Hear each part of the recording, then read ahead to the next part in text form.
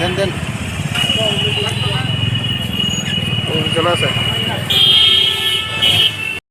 আজকে 26শে সেপ্টেম্বর আর 26শে নভেম্বর গোটা দেশেই 500 জেলাতে সংযুক্ত কিষাণ মোর্চা এবং কেন্দ্রীয় ট্রেড ইউনিয়ন কৃষক আন্দোলন এবং শ্রমিক আন্দোলনের যে দাবিগুলি আমরা তুলেছিলাম 2020 সালে এই 26শে নভেম্বর, সেই দাবি প্রধানমন্ত্রী প্রতিশ্রুতি দিয়েছিল মেনে নেওয়া হবে, কিন্তু আমাদের অনেক দাবি মানেনি।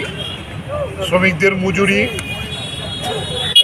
ন্যূনতম করা এবং শ্রমিকদের 8 ঘন্টা কাজের অধিকার গোটা পৃথিবীতে স্বীকৃত, কিন্তু ভারতবর্ষে এখন 16 ঘন্টা কাজ করতে হবে, এই আইন করছে। আর কৃষকদের ফসলের ন্যূনতম মজুরি, ক্ষেত মজুরদের কাজ, রেগার কাজ ইত্যাদি, এই নিয়ে গোটা দেশেই আন্দোলন হবে। এবং এই 4র্থ বর্ষ আমরা পালন করছি। আমরা এটাকে বলছি চেতাবনী সমাবেশ হবে গোটা দেশে।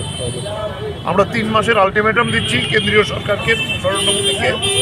3 মাসের মধ্যে যদি এই দাবি মানা না হয়, তাহলে নরেন্দ্র মোদীকে কি অবস্থায় আমরা নিয়ে যাব, যেটা 384 দিন কৃষকরা যে পৃথিবীর মধ্যে বৃহত্তম কৃষক আন্দোলন তৈরি করেছিল, 750 জন শহীদ হয়েছিল। নরেন্দ্র মোদী বাধ্য হয়েছিলেন আইন বাতিল করতে, তারপরে দাবি মানেন। তো এই কারণে গোটা দেশের সঙ্গে ত্রিপুরাতেও আমরা আমাদের আগরতলা সহ রাজ্যের প্রতিটি মহকুমাতে এই সমাবেশ হবে 21টি জায়গাতে।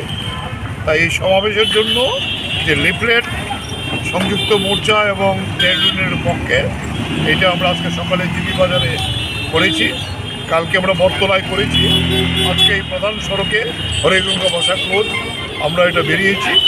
তার পোস্টার আমরা আমাদের কর্মীরা লাগাচ্ছেন, আমরা সবাই মিলে এই লিফলেট বিলি করছি। মানুষের মধ্যে ব্যাপক সারা আমরা লক্ষ্য করছি। আমরা আবেদন করব 26 তারিখে সবাই রাস্তায় নামো, এই নরেন্দ্র মোদী সরকারকে একটা চেতাবনী দেওয়ার জন্য এই আবেদন নিয়েই আমাদের এই লিফলেট